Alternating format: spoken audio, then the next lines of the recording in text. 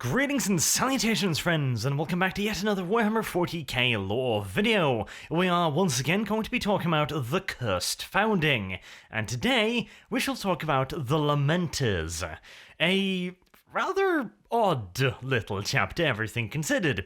They were one of the more quote-unquote successful results of the Cursed Founding, because it would appear that not only were they free of mutations or debilitating mental diseases, but the scientists had even managed to actually fix something.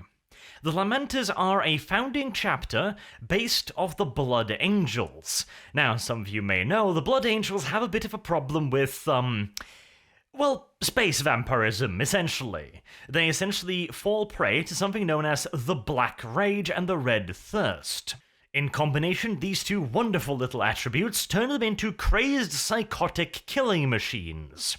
This is based on a flaw in the gene seed of Sanguinius, and it was worsened quite considerably during the Horus Heresy, where the Blood Angels briefly fell under the spell of Khorne, at the very least partially. That was obviously not particularly good for their psyche, and the curse has gotten a hell of a lot worse since then, and with the death of Sanguinius, well, that sure as fuck didn't help. Despite this, however, the Blood Angels managed to avoid most of the stigma that would normally be associated with such a, unstable personality, partially due to the fact that they were, of course, a founding legion, which gave them a fair bit of, gloss, and a bit of leeway when it came to acting like crazed psychopaths. Additionally, of course, Sanguinius was known to be one of the most perfect of all the Primarchs, and his flaw was hidden rather well. Their successor chapters, however, have been a little bit less successful on occasion. The Flesh Tearers chapter, for example. Well, first and foremost, maybe you shouldn't have named yourself the fucking Flesh Tearers. That's a pretty obvious indication that something is really, really wrong with you bastards, but hey, details. For the Lamenters, however, the great breakthrough was that they had apparently managed to cure the Red Thirst and the Black Rage. The Lamenters at first seemed to be completely and utterly untouched by these curses of their founding chapters. And as previously mentioned, they didn't have any mutations, no giant bone knives growing from their arms, no horns, no third arms or sixth heads, nothing like that. They appeared to be completely normal. Hell, they even appeared to be mentally stable, which was exceedingly unusual for the 21st founding. Despite that, however, they still had the shadow of the Cursed Founding hanging over them, and many chapters, despite the fact that the Lamenters appeared to be free of any and all taint, still refused to work with them, assuming that whatever taint they did inevitably have was simply just really, really well hidden.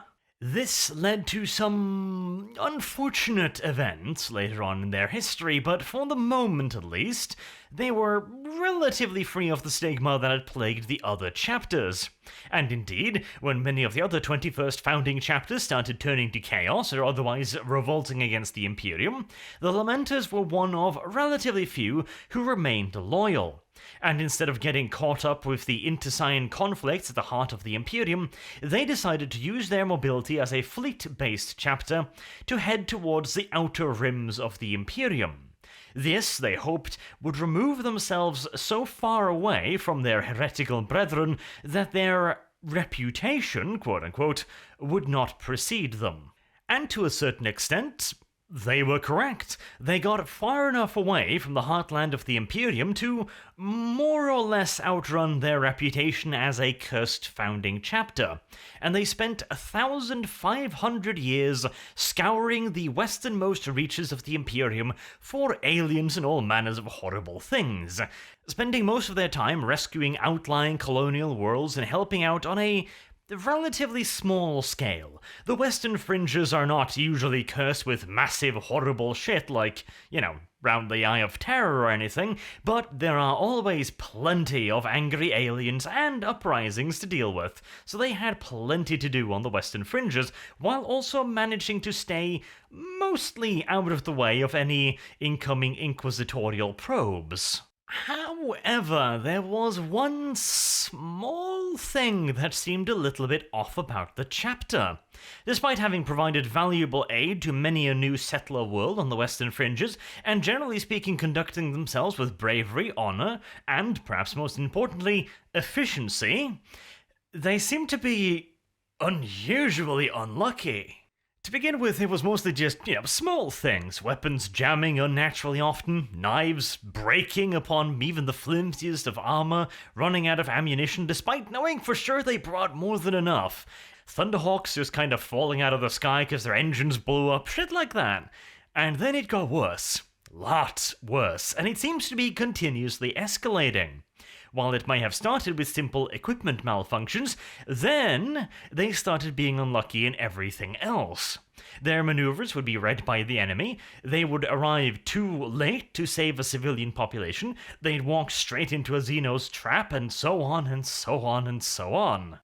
Being Astartes, of course, they usually managed to bludgeon their way out of even the most inconvenient situation, but they were really starting to wonder how they could possibly be this unlucky for such an extended period of time.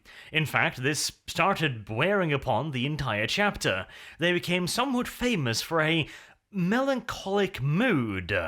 This might also be due to the fact that they started to realize that maybe, just maybe, they hadn't gotten out of the founding quite as untouched as they originally thought, because surely no chapter can be this unlucky for this long without having a certain touch of the warp about them.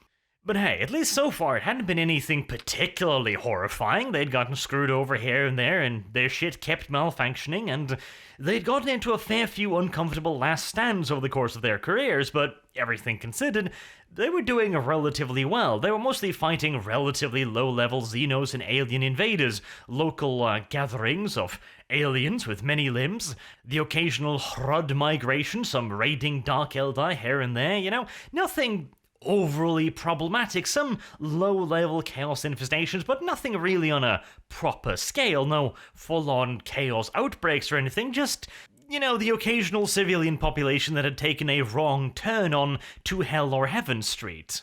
And it was right around this time that the chapter's librarians began sensing something unusual, as if a gargantuan cosmic middle finger was rising out of the distance, and shortly thereafter, the chapter received word that they were to head back into the Imperium, to the very heart of the Imperium indeed, and take up position near the Eye of Terror. Middle finger in fucking deed. The Lamenters in all due likelihood knew what this meant. It meant that they were being thrown onto the absolute front line of the most horrible thing ever. They were about to eat some serious shit. Some shit they had never even come close to really contemplating up until this particular point. They also knew that somebody, somewhere, had it in for them, but on the other hand, they had carefully cultivated a pretty damn good image so far. They were considered to be far more steadfast and sturdy than most cursed founding chapters, and there was absolutely no doubt whatsoever about their loyalties, which, again, was pretty goddamn unusual, considering they were part of the 21st founding. And as such, simply just getting on their back legs at this point and going, no, we're not going to that place, would undoubtedly draw a fair bit of suspicion their way, so they didn't really have much in the way of choice other than to pack up their gear and head towards the Eye of Terror, fully aware that this was probably not going to end well. And surprise, surprise, the intergalactic middle finger did not take particularly long to roger the Lamenters right up the bumhole. In fact, one of their first combat assignments was a defensive one, where they were to be supported by the Mortifactors chapter. Unfortunately for them, the Mortifactors viewed their positioning alongside a chapter of the Cursed Founding to be unfortunate. Now, the Mortifactors take Emperor Bothering to an entirely new level, and they viewed the Lamenters as sinners in waiting, and they most certainly were not willing to share a battlefield with them. And so they simply just left, leaving the hive world of Corellia relatively undefended. It was defended by its local PDF, a handful of guards, and the Lamenters. A planet that was supposed to be defended by 2 entire chapters were now defended by 1, during a Black Crusade. Oh well, what could possibly go? Oh shit, Chaos invades. Who could have seen that coming? It's a vaguely shitty situation, to put it rather mildly, but it does show the nobility of the Lamenters chapter. I can imagine many chapters just simply going, fuck this, I am out, prioritizing to maintain their own fighting strength, being Astartes after all, rather than sacrificing much of said strength for the benefit of a civilian population. After all, at the end of the day, a single Astartes is worth a hell of a lot more than virtually a limitless number of civilians. But the Lamenters chose to stay and fight, and swiftly found themselves in shit up to their goddamn armpits, as they had to hold off an entire splinter of a Black Crusade for 6 solar weeks. That is a long time to be dodging artillery and bolter rounds. During the 6 weeks of near-constant running battles, the Lamenters were reduced from what I assume to be full strength. After all, they had been relatively lightly engaged on the western fringes. They would, at the very least, have numbered some 900 Astartes, and perhaps as many as 200 to 400 scouts awaiting initiation. So all in all, we're talking anything from 1,000 to 1,200, with of course not all of them being full Astartes. And during the 6 weeks of combat, they were reduced to 200 brothers. That is a rather severe rate of attrition for any Astartes chapter. They would probably have been completely wiped out, but in the 11th hour, reinforcements led by the Ultramarines and White Scars chapter managed to break through the encircling fleets and relieve the Lamenters on the high world of Corilla. The Lamenters had been savaged rather horribly, but the 9th Black Crusade had been defeated, and they were still at decent strength, 1/4 roundabout. Not great, but not disastrous either. Or, well, pretty fucking disastrous, but not chapter-ending disaster. And in light of their somewhat, shall we say, reduced combat effectiveness, the High Lords decided that it was time to withdraw the Lamenters from the front line around the Eye of Terror, and give them some time to recuperate. Very nice of them, don't you think? But unfortunately for the Lamenters, their shit was only just beginning. When they withdrew from the front line, they naturally moved through the warp. They'd done so hundreds of times previously. Thousands, probably, and nothing had ever gone horrifyingly wrong. This time, however, these ships went in, and they just didn't come back out again. That's a problem. The Lamenters chapter was stuck in the warp for God only knows how long. They popped back into the material realm 100 years later. But considering the fact that time and the warp flows exceedingly differently, nobody knows how long the poor little bastards were actually stuck in there. They could have been stuck in there for tens of thousands of years, for all we know. An example of this would be from the Horus Heresy book series, where Horus pops into a portal, is gone for like half an hour, comes back out again, and goes like, wow, you're still here after several hundred years. That's fucking dedication.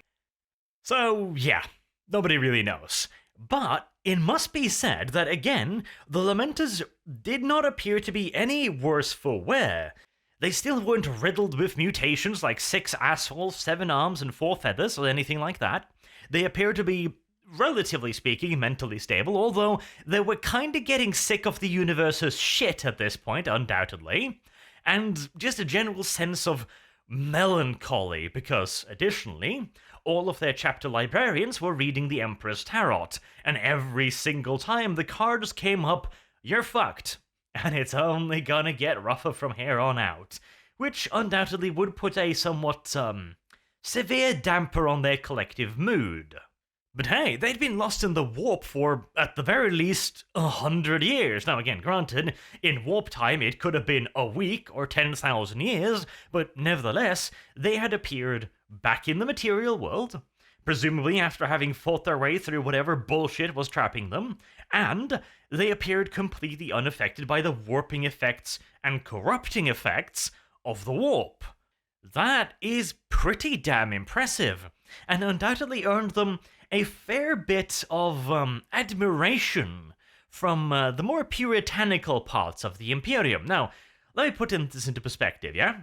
The Inquisition look for even the slightest hint of deviancy, especially in the Astartes, because they would like to avoid a second Horus Heresy, unsurprisingly.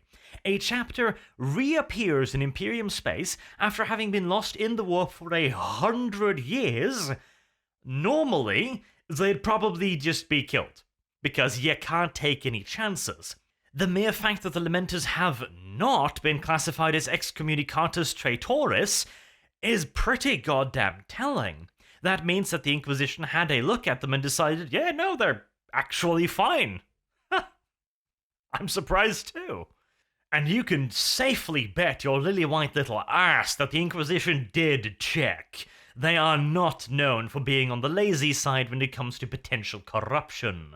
And not only that, mind you, not only did the Inquisition not move against the chapter openly, but it was decided to allow the chapter, in light of their trials and tribulations, time to reorganize, regroup, and regrow to full strength.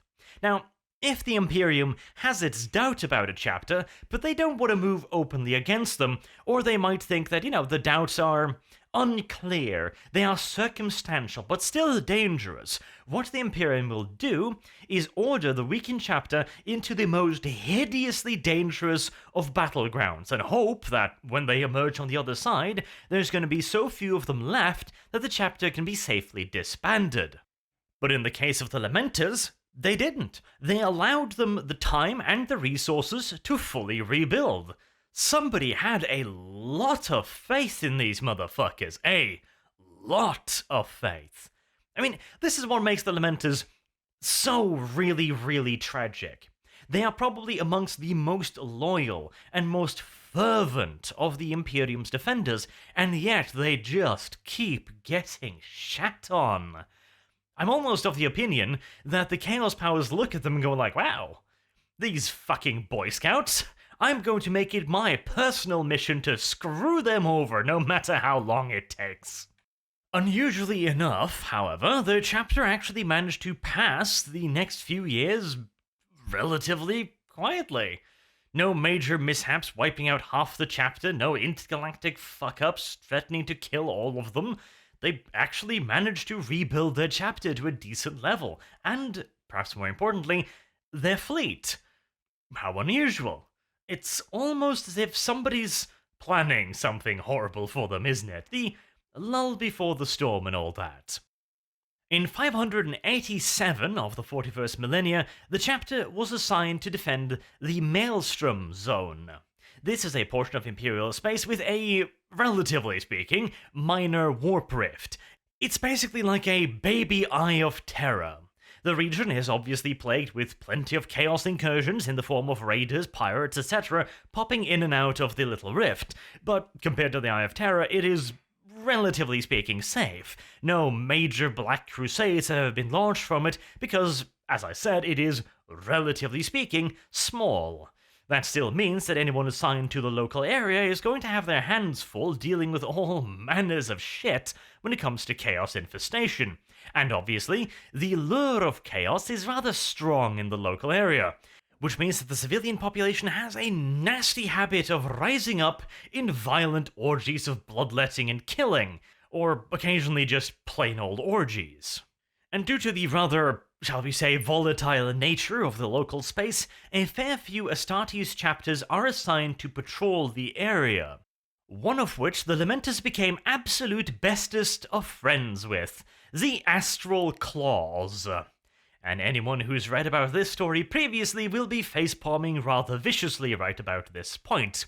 By the way, this is the prelude to a much, much larger conflict, which I will be doing a full series on at some point in the very distant future.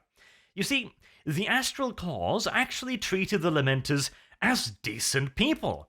They viewed them not as a chapter of the 21st founding, but as a chapter of noble and very well reputed Astartes, because they were. The Lamenters have an honor roll that would be the envy of many of the older chapters, By any and all metrics, the Lamenters have been doing very well for themselves. They are unquestionably one of the Imperium's most steadfast and loyal defenders, but they were never treated as such due to the fact that they were a part of the 21st founding.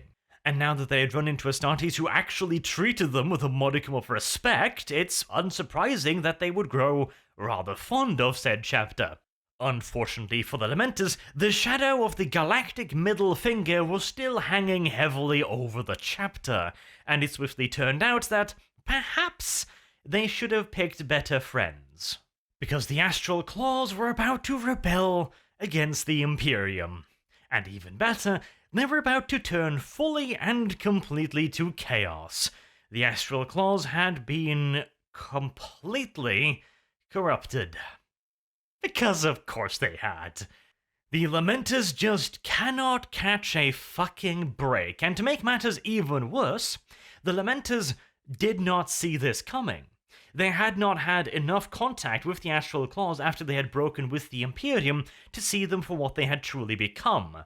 The Astral Claws had simply told the Lamenters that the Inquisition were the ones who had opened hostilities, and that this was an attack upon the independence of Astartes chapters within the Imperium.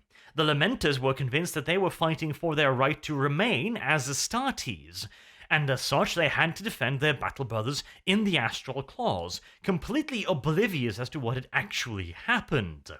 As such, they fought on the side of the traitors for an uncomfortable amount of time, until finally being brought to bear by the fucking Minotaurs chapter. Oh, that has got to suck. And to make matters even worse, alright, this is gonna sting, so bring out whatever you need to hide your manly tears, cause this is a sad story. The Lamenters' main base, their primary battle barge, a vessel by the name of Mater Lacrimarum, was discovered by the Minotaurs orbiting the feral world of Optera, taking on supplies. In a lightning strike, the Minotaurs, being specialists in fleet engagements, knocked out the chapter battle barge's plasma drives, meaning that it would be entirely impossible for the lumbering vessel to flee. The vessel was also where the Lamenters kept all of their equipment, their supplies, their sacred relics, and perhaps most importantly, their wounded. This forced the Lamenters to all try, in one last desperate, large-scale pitch battle, to defend their battle barge against the Minotaurs. At this point, the Lamenters had been severely reduced in numbers after an extended conflict. The Minotaurs, however, were practically full strength, and experts in ship-to-ship boarding actions. Over a ferocious period of 17 solar hours, the Minotaurs slowly but surely battered and bruised the Lamenters into submission. The losses on both sides were excruciatingly heavy, but eventually it became apparent that the Minotaurs were about to gain full control of the Mater Lacrimarum, and with the lives of their wounded battle brothers at stake, the Lamenters surrendered. It was the only thing they could do to ensure that their wounded would not be butchered in their beds. And the Minotaurs must clearly have seen some spark of nobility in the poor Lamenters, because they accepted their surrender. Now, unsurprisingly, Astartes are not particularly used to accepting the surrender of anyone they consider to be renegades, or traitors of any kind, and yet with the Lamenters they did. The precise numbers captured are unknown, but we know that at the end of the conflict known as the Badab War, 311 battle brothers had survived the internment aboard the prison hulk orbiting Sigeman II. And at the end of the conflict, being Astartes, they were presented before a tribunal of other Astartes, chapter masters that had not taken part in the Badab War. The Inquisition pushed to be given full authority over the proceedings, but the Astartes refused. And so the secessionist chapters, the Lamenters, and a few others were all tried and found guilty of breaking with the Codex Astartes and breaking their vows to the God Emperor. However, They had not fought against their loyalist brethren out of any lingering chaos corruption or any renegade sympathies. They had fought from pride. They believed that the Inquisition's justified attacks upon the Astral Clause was in breach with their independence as Astartes, and even more specifically, in the breach of their independence promised to them as Wardens of the Maelstrom. This was taken into consideration, and so, rather than purging the chapters in question, they were all convicted to undergo a 100-year-long penitent crusade, which, everything considered, and it might not sound like it, was a pretty lenient punishment. There was one clause, however. During the 100 years penitent crusades, the Lamenters would be forbidden from recruiting any further neophytes to replenish their ranks. In other words, their survival would be wholly up to themselves and the Emperor's beneficence. And again, while this might sound rather harsh, it was actually a pretty soft punishment. Again, these had rebelled rather directly against the Imperium and his most holy Inquisition. And in addition to that, they had also sided with excommunicatus traitoris space marines, chaos marines, to put it rather bluntly. Obviously enough, that is not something that is usually forgiven with any kind of punishment short of death. So, yeah, life, although conditional life over the course of 100 years, is fairly lenient. And to begin with, once again, the lull before the storm, the chapter did pretty well. It managed to carry out most of its sentence without any further major mishaps. And that's when Tyranid Hive Fleet Kraken wandered directly into their path. Oh, fuck. And here's the thing. A chapter on a pensioned crusade may not shy away from danger. That is part of the requirement. They are not allowed to simply not carry out their actions and duties to the best of their abilities. They may not avoid danger. They may not ignore pleas for help because it would put their own survival at risk. They quite literally have to head towards every single conflict they come across. But here is a slight inconsistency in their lore. So, when they ran into Hive Fleet Kraken, and had been fighting it for quite some time, apparently receiving considerable casualties, they are said to have been reduced to 4 companies worth of Astartes.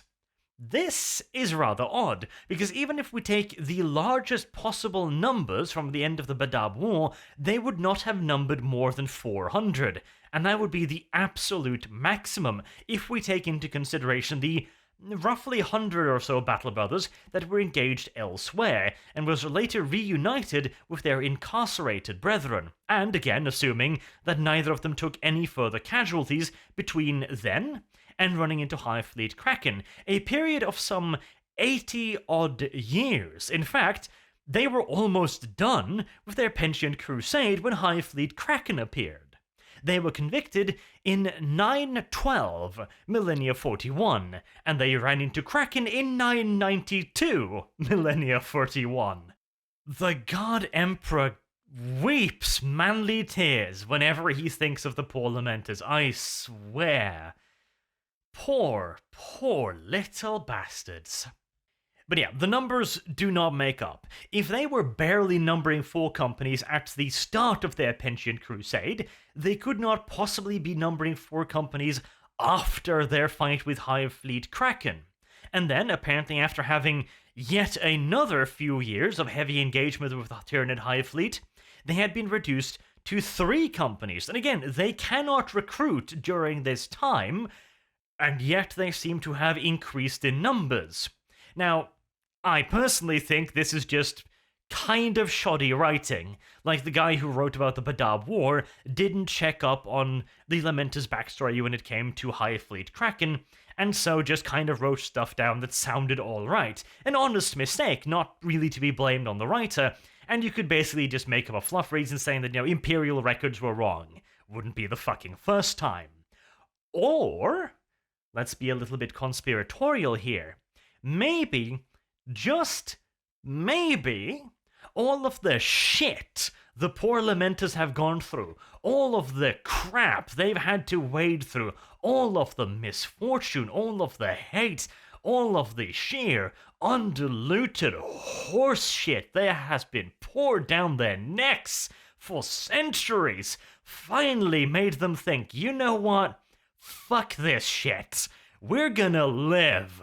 If for no other reason than to prove all those dirty sons of sackcloth motherfuckers wrong. And as so, they secretly began recruiting again. Now again, bear in mind, I don't have anything to substantiate this, but it would kinda make sense from the numbers, but good God, would that not be the most tragic thing ever?